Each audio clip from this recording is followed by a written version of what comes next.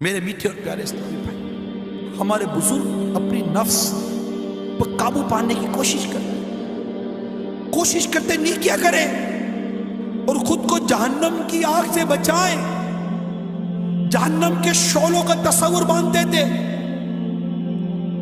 مگر ہم ہیں، ہمیں جہنم کے تصورات آتے کتنے، وہ بندہ بھی کتنا عجیب ہے جو یہ جانتا ہے کہ دوزخ سخت ترین عذاب کا مقام ہے، پھر بھی گناہوں کا ارتکاب کرتا ہے، پھر بھی اپنے نفس کا محاسبہ نہیں کرتا، پھر بھی خود کو گناہوں سے بچانے کی کوشش نہیں کرتا، پھر بھی اپنی آنکھوں کی حفاظت کی کوشش نہیں کرتا، پھر بھی اپنے کانوں کی حفاظت کی کوشش نہیں کرتا، اور پھر بھی غیبتوں پہ غیبت کیے جا رہا ہے، چغلیوں پہ چغلیاں کیے جا رہا ہے، فلموں پہ فلمیں دیکھے جا رہا ہے، گانوں پہ گانے گنگنا ہی جا رہا ہے، سوچتا نہیں؟ ارے کبھی جہنم کے بارے میں سنا بھی ہے، کبھی جہنم کا تصور کیا بھی ہے؟ سنو، اگر جہنم کو سوئی کی نوک کے برابر کھول دیا جائے تو اس کی تپش و بدبو سے ساری مخلوق ہلاک ہو جائے۔ اہل جہنم کا جو مشروب پینے کے لیے دیا جائے گا، اہل جہنم کو جو مشروب پینے کے لیے دیا جائے گا وہ اس قدر خطرناک ہے کہ اگر اس کا ایک ڈول دنیا میں بہا دیا جائے تو دنیا کی تمام کھیتیاں برباد ہو جائیں، نہ اناج اگے نہ پھل۔ کبھی سوچا؟ جہنم کا تصور کیا؟ جہنم کے سانپ اور بچھو بے حد خوفناک ہیں، حدیث شریف میں ہے جہنم میں عجمی اونٹوں کی گردن کی مثل بڑے بڑے سانپ ہوں گے جو دوزخیوں کو ڈستے ہوں گے، وہ ایسے زہریلے ہوں گے کہ اگر ایک مرتبہ کاٹ لیں گے تو 40 سال تک ان کے زہر کی تکلیف نہیں جائے گی، اور لگام لگائے ہوئے کھچروں کے برابر بڑے بڑے بچھو جہنمیوں کو ڈنک مارتے رہیں گے، ایک بار ڈنک مارنے کی تکلیف 40 سال تک باقی رہے گی۔ ترمذی کی روایت میں ہے جہنم میں سعود نامی آگ کا ایک پہاڑ ہے جس کی بلندی 70 برس کی راہ ہے، کافر جہنمیوں کو اس پر چڑھایا جائے گا، 70 برس میں وہ اس بلندی پر پہنچیں گے، پھر اوپر سے انہیں گرایا جائے گا تو 70 برس میں وہ نیچے پہنچیں گے، اسی طرح ان کو عذاب دیا جائے گا۔ جہنم کے ایسے ایسے خوفناک عذاب کا تذکرہ سننے کے باوجود بھی جو گناہوں سے باز نہ آئے اس پر واقعی تعجب ہے، جو خیال نہ کرے، سوچے نہیں۔ بے باکی، ارے بے باکی کیسے بے باکی؟ آخر انسان کو اس دنیا نے کیا دے دیا اور دینا بھی کیا؟ اس کی رنگینیوں میں گم ہے، لوٹ مار میں مصروف ہے، قتل و غارت گری میں مصروف ہے،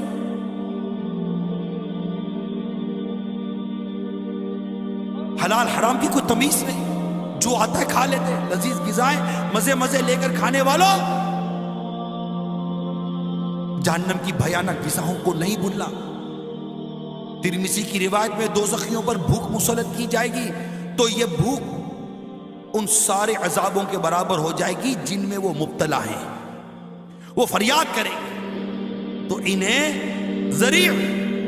زہریلی کانٹے دار گھاس میں سے دیا جائے گا جو نہ موٹا کرے نہ بھوک سے نجات دے، پھر وہ کھانا مانگیں گے تو انہیں پھندا لگنے والا کھانا دیا جائے گا تو انہیں یاد آئے گا کہ وہ دنیا میں پھندا لگے نوالے کو پانی سے نگلتے تھے، چنانچہ وہ پانی مانگیں گے تو ان کو لوہے کے زنبور سنسی سے کھولتا ہوا پانی دیا جائے گا، جب وہ ان کے منہ کے قریب ہوگا تو ان کے منہ بھون دے گا، پھر جب ان کے پیٹ میں داخل ہوگا تو ان کے پیٹوں کی ہر چیز کاٹ ڈالے گا۔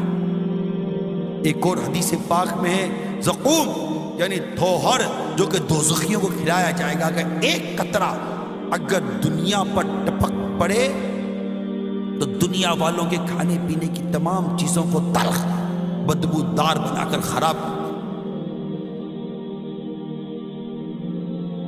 میٹھے میٹھے اسلامی بھائی غور کیجیے، جہنم میں ایسے ایسا ہولناک عذاب ہونے کے باوجود آخر انسان گناہوں پر اتنا دلیر کیوں ہے؟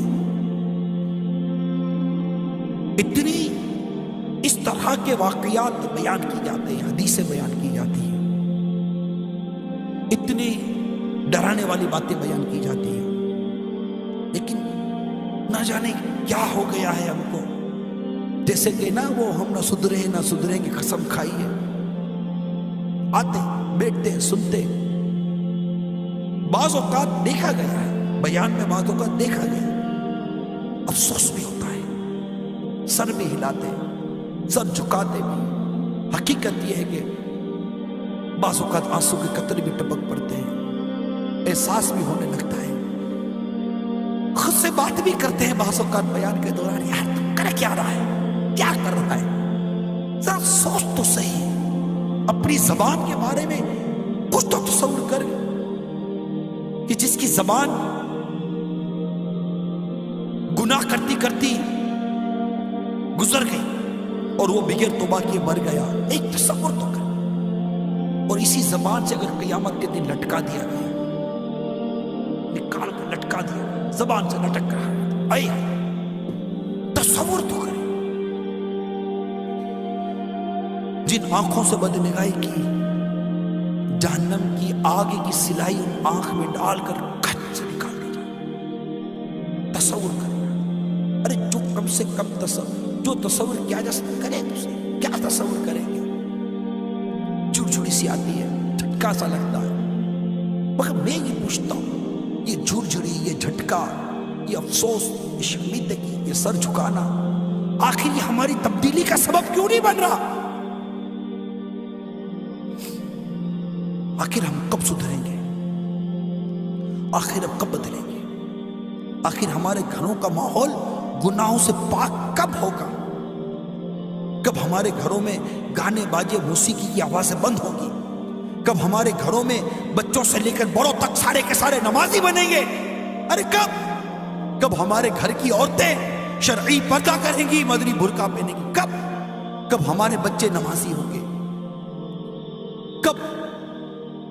ذرا سوچیے. ارے کب ہمارا روزگار انتہائی حلال اور پاکیزہ روزگار بنے گا؟ کب؟ سوچو. ارے کب فلمیں ڈرامے دیکھنا بند کرو گے؟ سوچو. کب شراب چھوڑو گے؟ سوچو. کب؟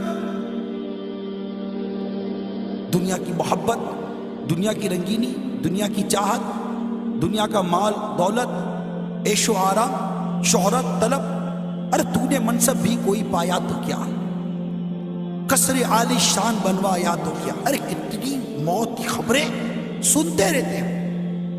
ارے کبھی موت کی خبروں کو سن کر اپنی موت یاد آئی ہے یا نہیں ہے کبھی؟ کہ میں بھی مروں گا، کسی دن میرا بھی پیغام ہو سکتا ہے دنیا میں نشر کیا جائے گا کہ یہ بھی مر گیا، یہ بھی گیا، اس کا ٹائم بھی پورا ہو گیا،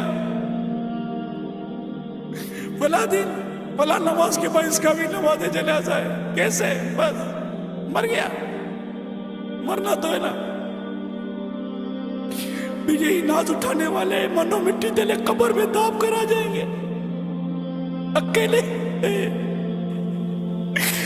اندھیرے قبر میں اکیلے ہوں گے. کوئی نہیں آئے گا، کوئی نہیں آئے گا، ماں باپ بھی نہیں ہوں گے، بیوی بچے بھی نہیں ہوں گے، دوست یار بھی نہیں ہوں گے، کوئی بھی نہیں ہوگا. اے لوگوں میں رہ کر قبر کو بھولنے والوں، اس قبر کو یاد کرو جس میں تنہا رہنا.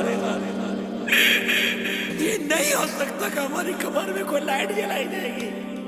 یہ نہیں ہو سکتا کہ ہماری قبر میں کوئی روشن دان نکال دی جائے گی، کوئی ہوا کا انتظام اندر میں اسپیشل کیا جائے گا، کوئی اندر میں بستر لگا دیا جائے گا، کوئی اہتمام کیا جائے گا. نہیں ہوگا. ہمارے کپڑے الماری میں لٹکتے رہ جائیں گے، وہی اندر بڑے رہ جائیں گے، وہی باہر سے کپڑ لا کر پہنا دیں گے، وہی گلا ہوگا، وہی جو سب کے ساتھ ہو رہا ہے وہی ہوگا. کیا ہوگا؟ ساری یہ رونقوں میں ہم اس گڑھے کو بھول گئے. کیسے نادان ہے وہ، کیسے نادان.